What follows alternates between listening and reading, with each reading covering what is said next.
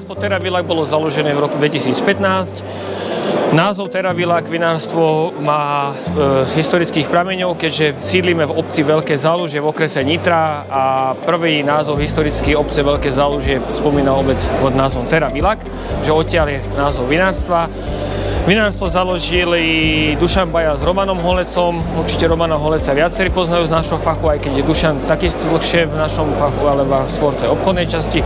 Roman je stálica v slovenskom vinárskom svete ako technológ.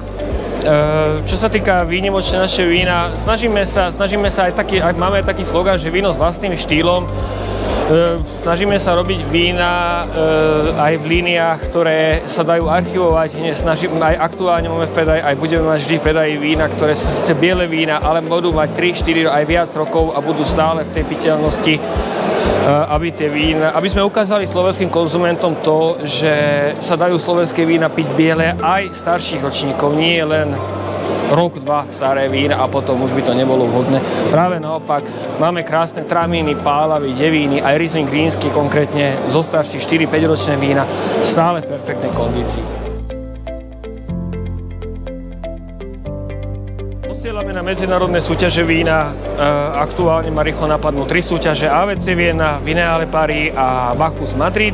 Čo sa týka slovenských súťaží, na Slovensku sa zúčastňujeme len výstavy Danube Wine Challenge.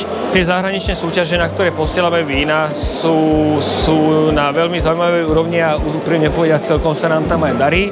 A na Slovensku, čo sa týka Danube Wine Challenge, je to podľa môjho osobného názoru asi najlepšie zorganizovaná výstava s najvyššou úrovňou.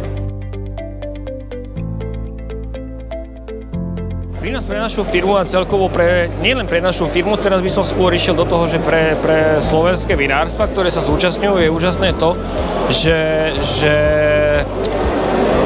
fakt tieto festivaly sa konajú v mestách, kde tie víne festivaly nie sú až tak každodenné.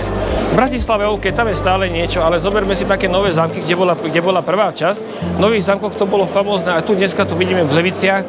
V tých menších mestách, kde tie festivaly nie sú tak časté, tí ľudia sú za to oveľa vďačnejší a nás to tým pádom oveľa viac baví, že tí ľudia prídu k tomu stolu a pýtajú sa, kto ste, čo ste a sú zvedaví na tie vína, kým to v mnohých iných mestách, kde sú festivaly, degustácie a podobné vinárske akcie na týždennej báze, tí ľudia to neberú až tak k srdcu.